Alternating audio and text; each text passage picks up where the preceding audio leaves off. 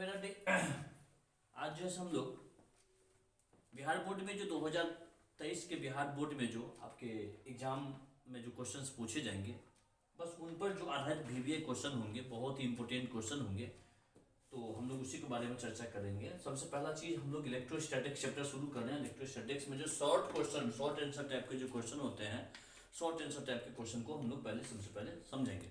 तो मेरा क्वेश्चन है, जैसे पहला क्वेश्चन देखिए, विद्युत बल के लिए कूलॉम नियम लिखना है। विद्युत बल के लिए कूलॉम नियम तो होता क्या, बहुत बच्चे क्या करते हैं ना, जो अब कूलॉम साहब 1785 में एक्सपेरिमेंट किए, इन सब चीज के बारे में लिखना शुरू कर देते हैं। हम लोग को इन सब से मतलब कोई नहीं है। साइंस में क्वेश्चन क्या कहता है, क्वेश्चन के अकॉर्डिंग जो उसका पर्टिकुलर जवाब होना चाहिए वही लिखना है, ठीक है। तो सबसे पहली बात देखिए, विद्युत बल के लिए कूलॉम नियम आप लिखेंगे, आंसर लिखेंगे इसका, कूलॉम नियम के अनुसार, कूलॉम नियम से या अनुसार कुछ भी लिख सकते हैं। कूलॉम नियम के अनुसार या कूलॉम नियम से किसी दो चार्ज के बीच, किसी दो चार्ज के बीच लगने वाला किसी दो चार्ज के बीच लगने वाला आकर्षण या विकर्षण का बल दोनों चार्ज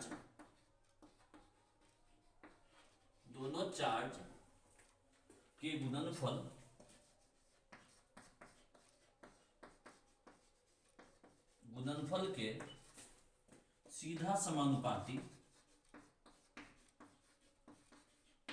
सीधा समानुपाती एवं दूरी के वर्ग के व्युत्क्रमानुपाती होता है।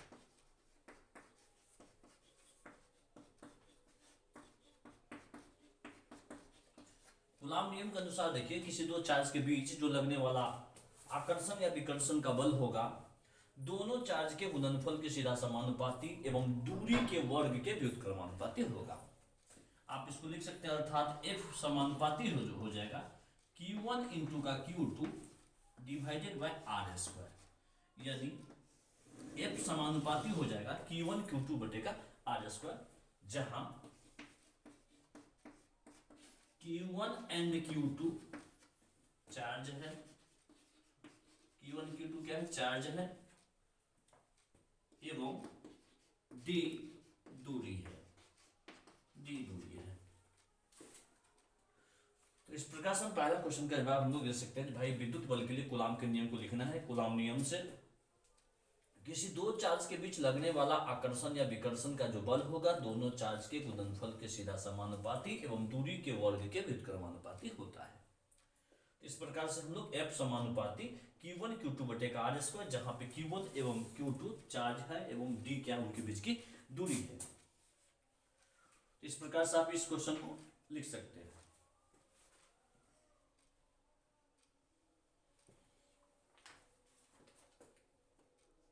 अर्थात आप इसे F बराबर K Q1 Q2 by R square, यानी 1/4 pi epsilon naught into Q1 Q2 by R square भी लिख सकते हैं। यानी F समानुपाती Q1 Q2 by R square की जगह पे F बराबर K Q1 Q2 by R square, ये क्या है, कांस्टेंट है, और कांस्टेंट का जो वैल्यू होता है 1/4 pi epsilon naught into Q1 Q2 by R square. इस प्रकार से आप कूलॉम के नियम के बारे में लिख सकते हैं। जिस प्रकार से आप इसे नोट कर ले, पहला क्वेश्चन बहुत इंपोर्टेंट क्वेश्चन साल के लिए है। अब हम लोग देखिए अगले क्वेश्चन की बात है, विद्युत आवेश के दो मौलिक गुण को लिखे। विद्युत आवेश के दो मौलिक गुण को लिखे। नेक्स्ट क्वेश्चन है हमारा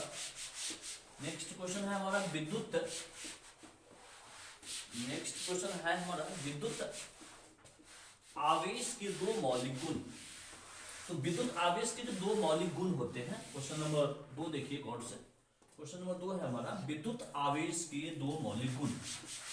विद्युत आवेश के दो मौलिक गुण। विद्युत आवेश के दो मौलिक गुण कौन कौन से होते हैं? तो आपको पता है विद्युत आवेश के दो मौलिक गुण। विद्युत आवेश के दो मौलिक गुण लिखें। विद्युत आवेश के दो मौलिक गुण लिखें। इसका जो आंसर होगा, देखिए, आवेश का क्वांटमीकरण, आवेश का संरक्षण, आवेश की योज्यता, आवेश की अचलता और आवेश पर वेग का प्रभाव, ये 5 मौलिक गुण। लेकिन हम लोग को क्या पूछा है? विद्युत आवेश के दो मौलिक गुण। तो बस एक नंबर में लिखेंगे आवेश, आवेश का संरक्षण, आवेश का संरक्षण, कंजर्वेशन ऑफ चार्ज, इसको हम लोग बोलते हैं conservation, conservation of charge, conservation of charge बोल सकते हैं। और दूसरा आवेश का क्वांटमीकरण, आवेश का क्वांटमीकरण, क्वांटमीकरण, आवेश का क्वांटमीकरण, क्वांटाइजेशन,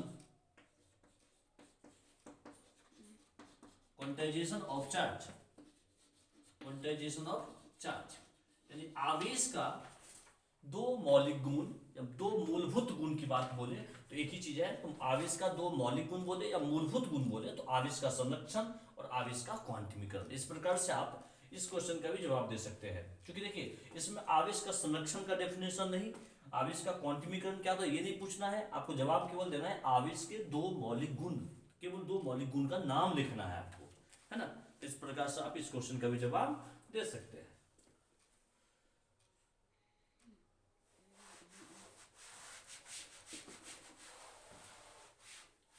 अब देखिए नेक्स्ट क्वेश्चन है, आवेश का संरक्षण क्या है?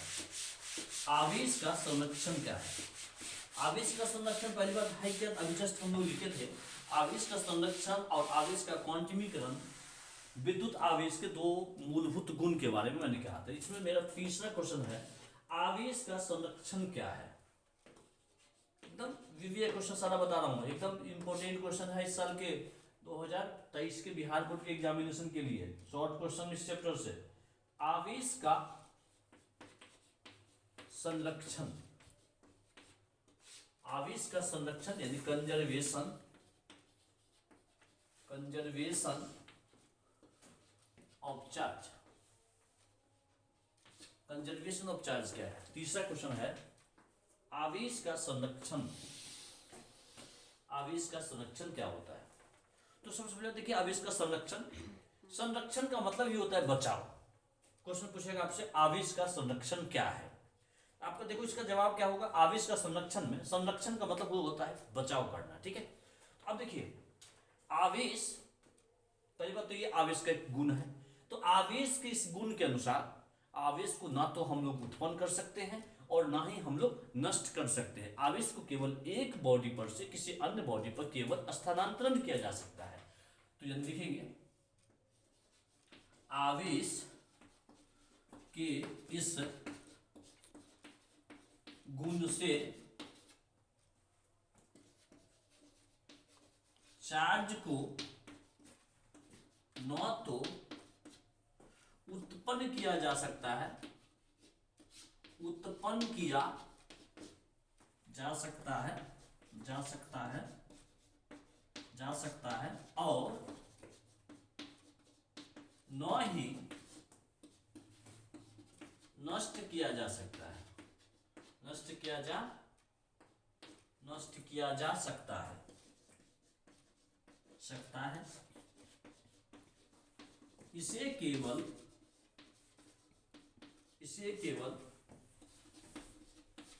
एक बॉडी पर से दूसरे बॉडी पर, एक बॉडी पर से दूसरे बॉडी पर स्थानांतरित किया जा सकता है। स्थानांतरित, स्थानांतरित मतलब होता है ट्रांसपोर्ट करना, स्थानांतरित किया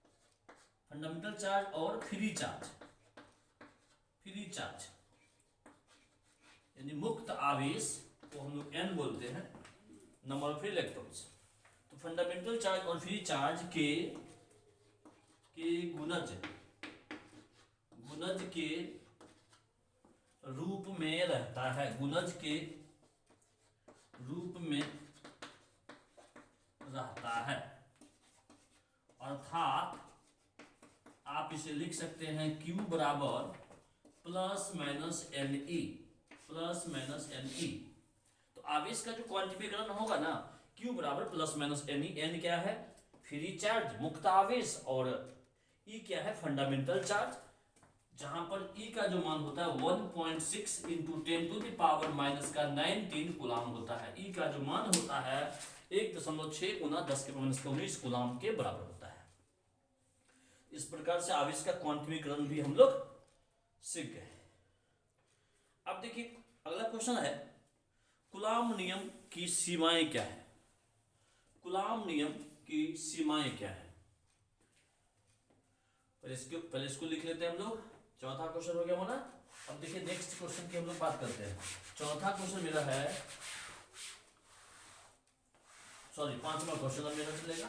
पांचवा क्वेश्चन है कूलाम नियम की सीमाएं क्या है? तो पहली बात तो याद रखिएगा, कूलाम का जो नियम होता है ना, लघु परासी होता है, यानी शॉर्ट रेंज का फोर्स होता है, बहुत अधिक दूरी पर यह काम नहीं करता है। पहली बात तो ये समझिएगा, कूलाम का जो नियम है लघु परासी बल होता है, यानी शॉर्ट रेंज वाला फोर्स होता है, ये बहुत कम दूरी तक के लिए ही लागू होता है। तो पहली बात तो हम लोग क्वेश्चन को देख लेते हैं। क्वेश्चन क्या है? क्वेश्चन नंबर देखिए 5 नंबर क्वेश्चन है, कूलाम नियम की सीमाएं क्या है? पहले क्वेश्चन लिख लेते हैं, कूलाम नियम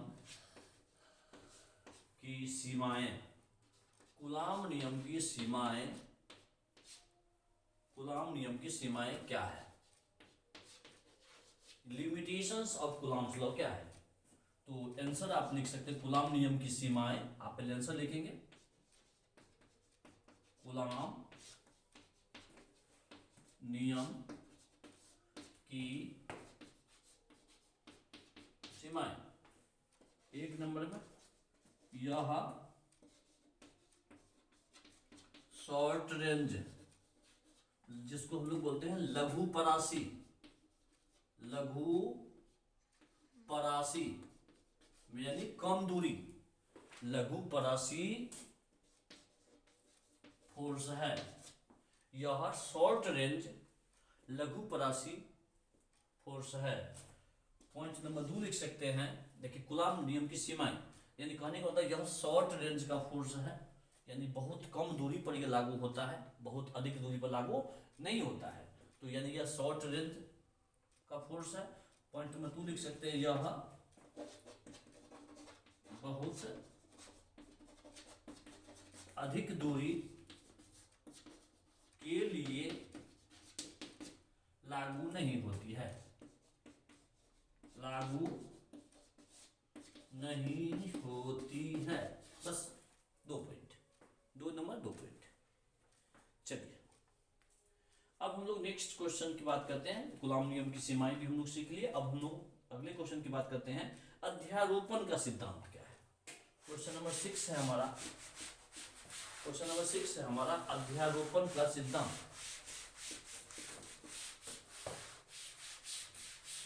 क्वेश्चन नंबर 6 है हमारा अध्यारोपण का सिद्धांत, यानी क्वेश्चन नंबर 6 हमारा है अध्यारोपण, अध्यारोपण का सिद्धांत, प्रिंसिपल ऑफ सुपरपोजिशन। अध्यारोपण का सिद्धांत क्या है? अध्यारोपण का सिद्धांत क्या है? अध्यारोपण का सिद्धांत क्या है? अध्यारोपण का सिद्धांत क्या है? देखिए अध्यारोपण का सिद्धांत होता है कि अब देखो मान लो कोई चार्ज है, इस चार्ज पर अलग अलग चार्ज के द्वारा, इस चार्ज पर अलग अलग चार्ज के द्वारा मान लीजिए Q1 चार्ज है, ये Q2 चार्ज है, ये Q3 चार्ज है, ये Q4 चार्ज है। इस प्रकार से इसको हम लोग Qn चार्ज बोलते हैं। और ये जो है आपका ये एक चार्ज है, इस चार्ज पर अलग अलग चार्ज के द्वारा लगने वाला जो आकर्षण का बल होगा, इस चार्ज पर लगने वाला आकर्षण का जो बल होगा, ये लगने वाला जो बल होगा, इस चार्ज पर लगने वाला जो बल होगा,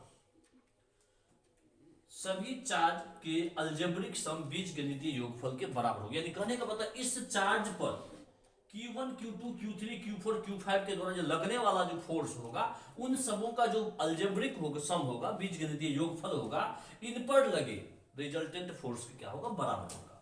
यानी इसको हम लोग F1 फोर्स, इसको हम लोग F2 फोर्स, इसको हम लोग F3 फोर्स दिखा देते हैं, इसको हम लोग F4 फोर्स दिखा देते हैं। इस प्रकार से हम लोग यहाँ पे Fn फोर्स की बात करते हैं। तो देखिए कुछ नहीं बोलना है, बोलना है किसी एक चार्ज पर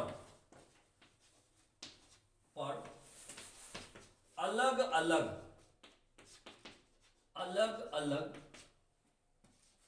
चार्ज के द्वारा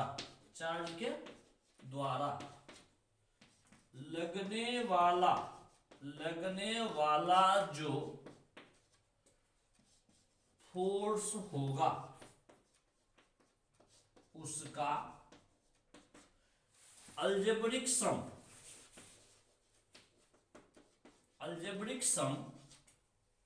मतलब बीजगणितीय योगफल जो होगा, चार्ज पर रिजल्टेंट फोर्स के इक्वल होगा। कि क्या होगा? इक्वल होगा। ठीक है, तो किसी एक चार्ज पर अलग अलग चार्ज के द्वारा जो लगने वाला जो फोर्स होगा उसका जो अलजेब्रिक सम होगा, बीजगणितीय योगफल होगा, चार्ज पर रिजल्टेंट फोर्स के क्या होगा, इक्वल होगा। चार्ज पे जो फोर्स लगेगा उसका इक्वल होगा। आप इसको कैसे कर सकते हैं, देखिए, तो एफ नेट बराबर बोल सकते हैं, net total charge, total force, तो F1 plus F2 plus F3 plus dot dot करके आप Fn तक लिख सकते हैं। तो टोटल जो फोर्स होगा ना, F1 F2 F3 F4 dot dot करके Fn तक का क्या होगा, योगफल होगा, उसके क्या होगा, इक्वल होगा। इस प्रकार से हम लोग अध्यारोपण के सिद्धांत के बारे में भी सीख गए। चलिए अब हम लोग 7th नंबर क्वेश्चन देखते हैं। क्वेश्चन नंबर 7 देखते हैं इस चैप्टर का, इलेक्ट्रिक चार्ज एंड फील्ड का क्वेश्चन नंबर 7 देखते हैं हम लोग। यूनिट चार्ज का था क्वेश्चन, यूनिट चार्ज क्या है, क्वेश्चन कहता है यूनिट चार्ज क्या है। यूनिट चार्ज क्या है, यूनिट मतलब होता है एक, एकांक आवेश, एकांक आवेश क्या है, ठीक है। तो एकांक आवेश क्या है, क्वेश्चन कहता है भाई यूनिट चार्ज है क्या। क्वेश्चन नंबर आपका हो जाएगा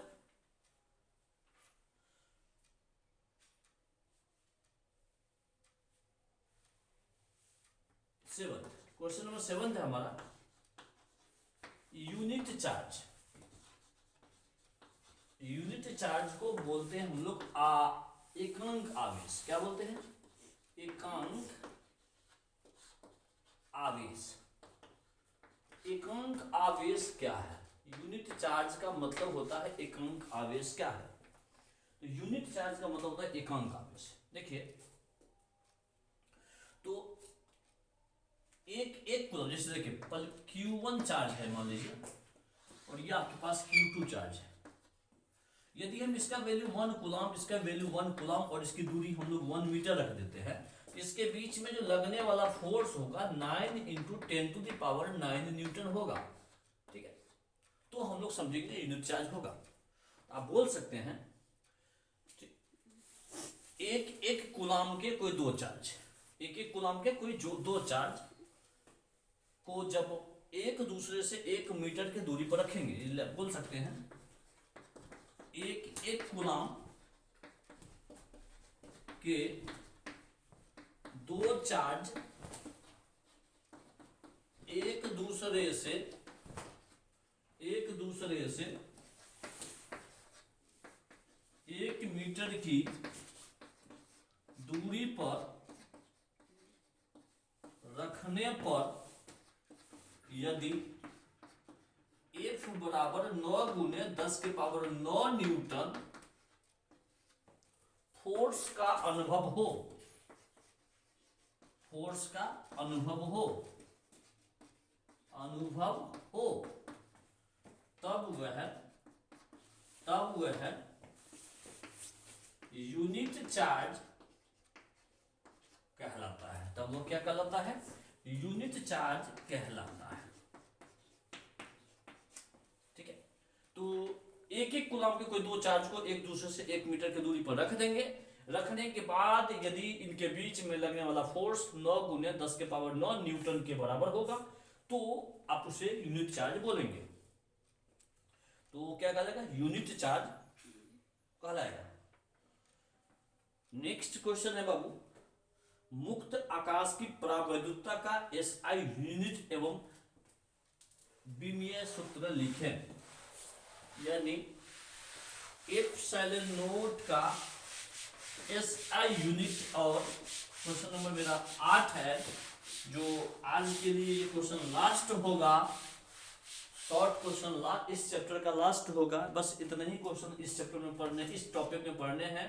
क्वेश्चन नंबर 8, एप्सिलॉन नोट का मात्रक एवं विमा पूछ रहा है। विमा क्या होगा,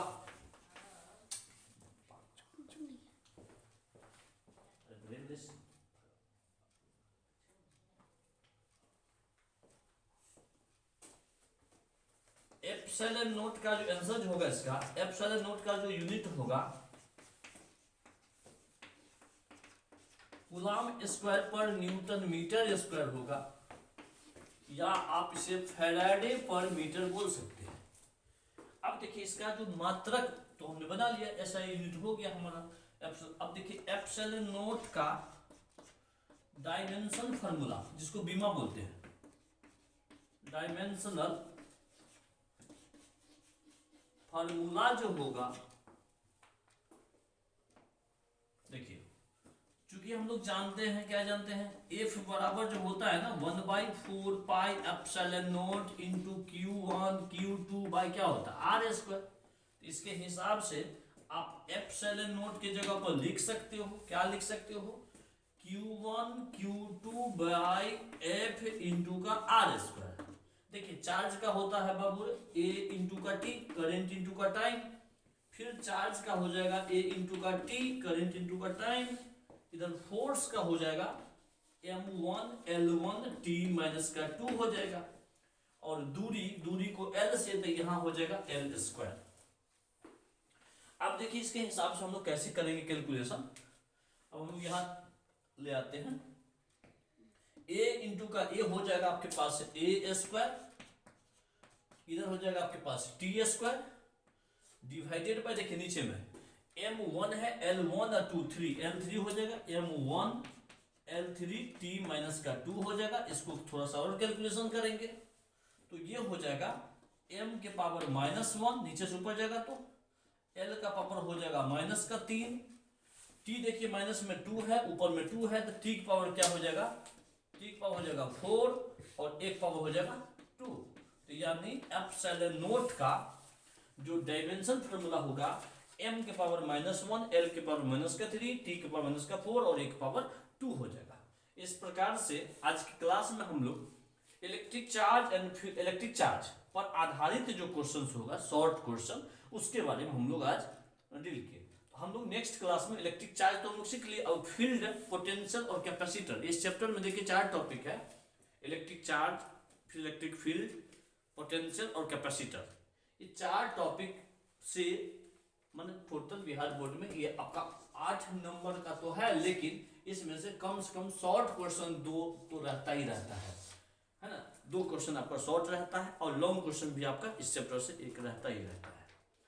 कम से कम एक, अधिक से अधिक 2 क्वेश्चन इसका रहता है इस चैप्टर से। इसलिए समझिएगा ये बहुत इंपॉर्टेंट चैप्टर है और बहुत ही अच्छा चैप्टर भी है। इस प्रकार से हम आशा करते हैं आपको इसी हिसाब से शॉर्ट क्वेश्चन की तैयारी करेंगे, पॉजिटिव तैयारी करेंगे, और हम आपको अभी से लेके कंटिन्यू एग्जाम तक हम आपके साथ हैं। जितने भी इंपॉर्टेंट क्वेश्चंस होंगे इस साल के लिए हम आपको पॉजिटिव क्लास में हम बताएंगे। इसलिए रात्रि 8 बजे आप लोग जो है सो मैंने ऑनलाइन लाइव क्लास के माध्यम से आप लोग कनेक्ट हो सकते हैं, और कनेक्ट होके आप लोग इसका 31 दिसंबर जनवरी तक तो चलता ही रहेगा, साथ में हम लास्ट नाइट तक भी हम एग्जाम से पहले भी हम आपको देंगे, और वहां तक आप लोग जुड़े रहिए। हम आशा करते हैं आपको यह क्लास बहुत ही ज़्यादा फायदेमंद पहुंचाएगा।